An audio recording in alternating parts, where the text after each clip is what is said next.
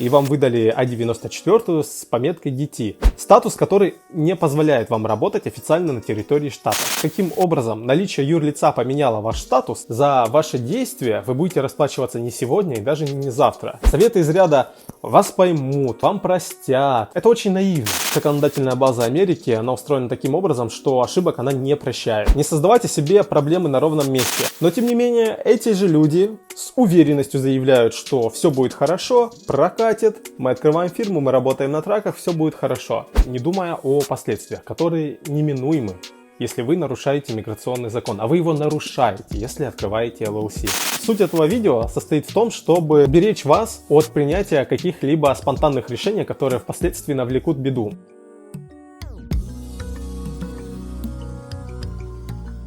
Здравствуйте, ребятки! Сегодня я расскажу вам о том, почему вам не нужна своя компания в Соединенных Штатах Америки, или же по-простому LLC, так как вы можете нажить себе определенные проблемы, которые впоследствии скажутся на легализации в Соединенных Штатах Америки. Грустно видеть то, как люди, не пообщавшись с адвокатами, не беря консультаций у людей, которые знают эту кухню изнутри, они, сломя голову, бегут открывать юрлица, насмотревшись ролики в Ютубе, не думая о последствиях, которые неминуемы, если вы нарушаете миграционный закон. А вы его нарушаете, если открываете LLC. Но все по порядку. Дело в том, что миграционная система в Соединенных Штатах, она устроена таким образом, что за ваши действия вы будете расплачиваться не сегодня и даже не завтра. Не так давно я также загорелся этой темой открытия юрлица для оказания определенных услуг, то бишь фото и видео. В чем я разбираюсь, чем я зарабатывал последний год-полтора, находясь в России. И благо на ютубе очень много роликов касаемо всей этой темы. Тема открытия LLC, что для этого нужно, какие документы, шаги предпринимать и так далее. Но ни в одном из роликов, конкретно на который наткнулся я не нашел ответы на поставленные мной вопросы. И мне пришлось искать их самостоятельно, то бишь общаясь с резидентами США, а также действующими владельцами бизнесов, здесь уже на территории штатов Америки. Эти люди поделились со мной своим опытом владением LLC, а также в своем опыте найме сотрудников, которые также имеют юрлицо. Мы с вами рассмотрим сейчас две ситуации. Первая, это в которой LLC вам необходимо для того, чтобы открыть юрлицо, для того, чтобы оказывать какие-либо услуги, то бишь нанимать сотрудников и от лица этой фирмы зарабатывать деньги. И второй момент, в котором вы открываете LLC якобы в качестве костыля для того, чтобы трудоустроиться в другую юрфирму и таким образом легализовать полученный доход в ходе рабочей деятельности. Итак, вы делаете LLC, открываете свою компанию, нанимаете сотрудников, и таким образом ваша фирма оказывает какие-либо услуги. Вы зарабатываете деньги и платите налоги, то бишь ваша фирма. Окей, казалось бы, все путем. Но есть одно но, о котором, опять же, почему-то никто из тех авторов, чьи видео я смотрел, этот пункт не оговаривает. Каким образом вы, как физическое лицо, будете пользоваться деньгами, которые получила фирма в качестве своей деятельности? Да, часть денег вы можете списывать в расходы.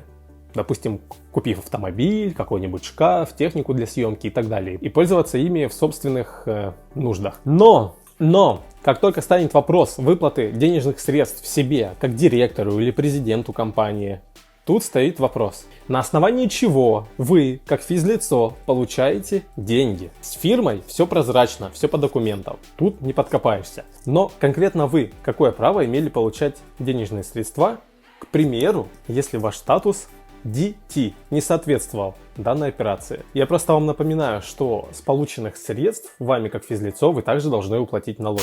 У всех тех видео, которые я смотрел, у всех их авторов есть одна общая проблема. Никто из них не дает ответа на этот вопрос касаемо легальности обогащения данным способом. И даже в вопросах конкретно тех людей, которые смотрели их видео под комментариями, авторы пишут, что что-то из разряда «разберемся», «будет видно» и так далее. Знаете, такой русский авось. И я сразу вам хочу сказать, что этот авось, он здесь, на территории штатов, чреват большими проблемами. И это вам не шутки. Или вот это мое любимое из разряда «А как мне кормить семью, если мне не работать?» И, ребят, вы, в принципе, находитесь в полулегальном статусе. И если вы осознанно нарушаете действующее законодательство, руководствуясь тем, что вам было нужно, ну, простите. Вы просто поймите меня правильно. Исполнительной власти ей плевать. Они руководствуются законами, а не моральными какими-то соображениями. Советы из ряда «вас поймут», «вам простят». Это очень наивно. Особенно интересно наблюдать за тем, как люди, которые дают эти советы по открытию LLC, они, во-первых, не находились в статусе, в котором находятся сейчас люди, которые прибывают на территории штатов, то бишь через Мексику. Они не имели и не имеют того документа, собственно, да. И второй момент. Люди, которые дают эти советы, они посмотрели первых, и их не коснулось, до них еще не дошла очередь их легализации, то есть рассмотрение их дел касаемо того, как они пребывали на территории штатов, каким образом они добывали средства. То бишь, мы еще не знаем о последствиях выбора данного способа обогащения. Но, тем не менее, эти же люди с уверенностью заявляют, что все будет хорошо, прокатит, мы открываем фирму, мы работаем на траках, все будет хорошо. Верить этим людям или нет, как бы личное дело каждого. И я плавно подхожу ко второму моменту, касаемо того, что у всех этих подобных инноваторов, которые рассказывают вам о том, что это легально открыть LLC и зарабатывать деньги, они в США относительно недавно. И стало быть, как я и сказал ранее, очередь защиты и разбора их кейсов еще не наступила. А стало быть, мы наверняка не знаем о последствиях выбора данного способа зарабатывания денег. Все, что мы имеем сейчас, это то, что вы спокойно можете открыть фирму. Факт, как бы вам никто не запрещает это сделать. Но в обоих случаях вопрос, как наличие юрлица поменяло ваш статус нахождения на территории Соединенных Штатов в Америке. Например, если вы идете по программе SBP One и вам выдали I-94 с пометкой DT. Статус, который не позволяет вам работать официально на территории штатов. Надеюсь, логика понятна. Идем дальше. Второй момент. Вы оформляете юрлицо и полагаете, что другая фирма наймет вас, и таким образом вы получите деньги вполне законным методом.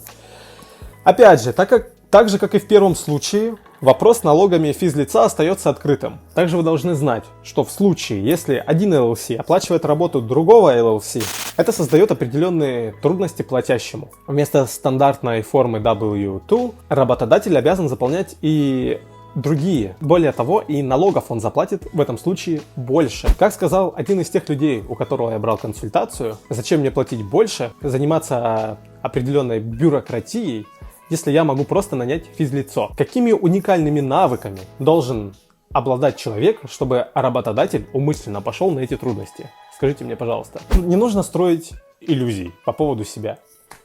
Также мой консультант, он добавил следующее, что технически вы можете сделать много в Соединенных Штатах, в том числе открыть фирму. Другой вопрос, как это скажется в последующем на вашей легализации.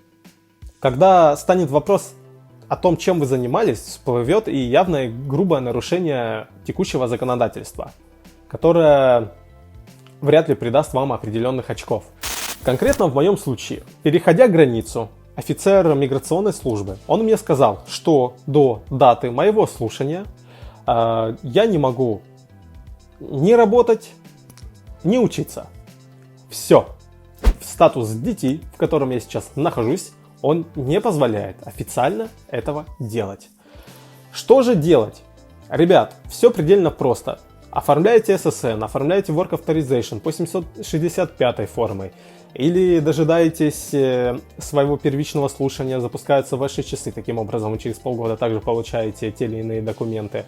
Общайтесь с адвокатами. Понимаете, есть определенные процессы, которые занимают определенный промежуток времени, и которые ускорить в принципе невозможно. Легализация заработка и изменение статуса вашего – это один из таких моментов. Поэтому, ребятки, вывод. Не создавайте себе проблемы на ровном месте. Все те советчики, которые вам сейчас рекомендуют открывать LLC и в открытую говорят о том, что мы еще не знаем, как бы там в суде разберутся, вас поймут и так далее. Но это очень наивно, вам так не кажется?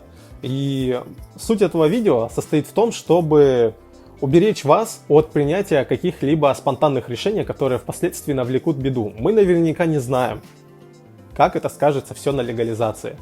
Давайте немного подождем, посмотрим, что из этого выйдет. Я прекрасно понимаю каждого, всех, кто приезжает в Соединенные Штаты, тем более тех, кто владеет какими-то навыками, которые обеспечивали его на территории там, России, Беларуси, Украины. Люди, которые хотят не устраиваться и работать за там, условные 10-15 долларов, а зарабатывать уже хорошие деньги. Я вас прекрасно понимаю. Но есть определенные процессы, которые занимают время. Подождите немного.